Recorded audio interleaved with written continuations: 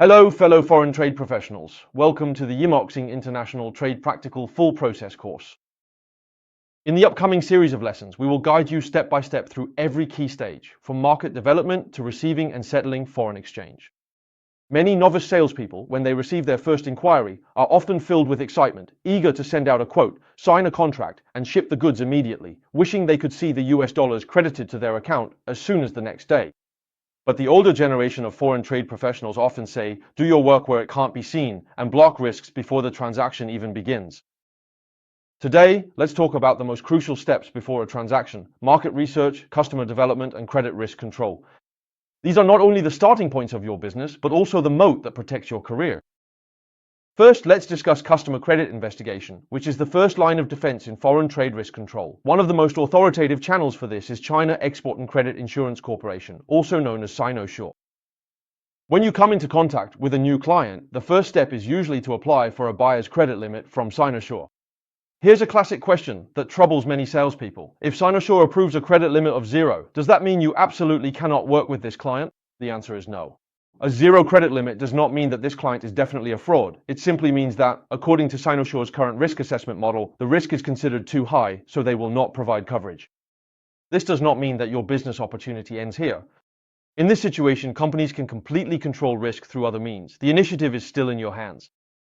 You can require the client to pay in full in advance, which is the most robust risk control measure, or use an irrevocable letter of credit relying on the bank's credit as a guarantee. Alternatively, you can ask the buyer to provide a bank guarantee. These are all flexible solutions when Sinosure grants a 0 credit limit. Of course, aside from relying on the credit limit provided by China Export and Credit Insurance Corporation, we can also consult other commercial insurance companies that underwrite short-term export credit insurance, such as PICC Property and Casualty, Bank of China Insurance, and others. We can also commission third-party credit agencies to provide in-depth credit reports, and combined with the client's past transaction history, assess their background from multiple perspectives. Remember, risk control is not a binary choice between black and white, but rather a dynamic game.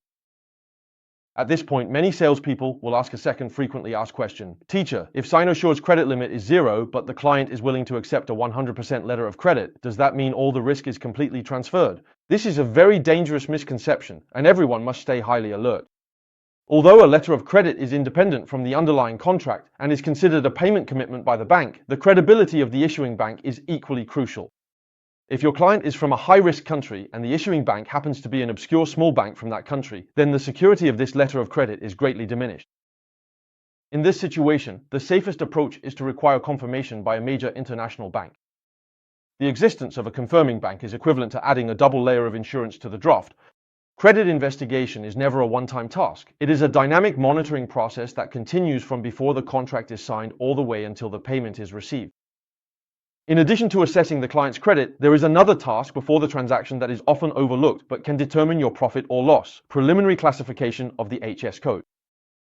Many salespeople are used to checking the code only at the very last moment before customs declaration, which is no different from dancing in a minefield.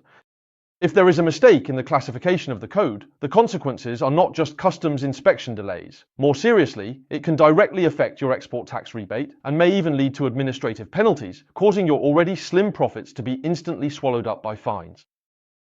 So what is the more reliable approach? For products you are dealing with for the first time, you should determine the correct customs code as soon as possible. If you cannot accurately classify it, you need to apply to customs for a classification advance ruling.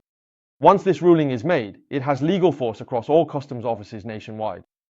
This means you can lock in the product code, regulatory requirements, and tax rebate rate in advance. This not only avoids uncertainties in customs clearance, but also allows you to accurately calculate your costs and profits before signing any contracts. When developing new markets, we also need to learn how to read country-specific trade risk reports. China Export and Credit Insurance Corporation and some international organizations publish annual reports on political risks and economic outlooks for different countries. For example, if you notice that a certain country's foreign exchange reserves are rapidly declining or its political situation is unstable, this signals the possibility of foreign exchange restrictions. At this point, you need to adjust your pricing and settlement methods, such as requiring insurance or increasing the proportion of advance payments. In today's foreign trade environment, there are a wide variety of channels for developing clients. In addition to traditional trade fairs and B2B platforms, social media and customs data systems can also help us identify genuine buyers. But remember, no matter which channel you use to contact clients, you must cross-verify them. Do not trust information from a single source to avoid falling victim to pig butchering style scams. Today's content can be summed up in one golden rule for everyone. Conduct credit investigations in advance, determine the HS code before signing the contract, and factor in country risk when quoting prices. Only by doing this can you ensure that every subsequent step, from production to logistics to receiving payment, will proceed more steadily and go further. Credit work is like air. You can't see or touch it most of the time, but once it's missing, you'll feel suffocated instantly. It's not a stumbling block for your business, but rather the guardian of your profits. Verifying customer credit and determining the customs code are the anchors that stabilize your transactions before they begin. In the next lesson, we'll move on to the export quotation and calculation stage, where we'll dive deep into how to accurately factor complex costs, tax rebates, and exchange rate risks into your pricing, ensuring every quote you make is packed with profit. Alright, that's it for the first lesson. See you next time.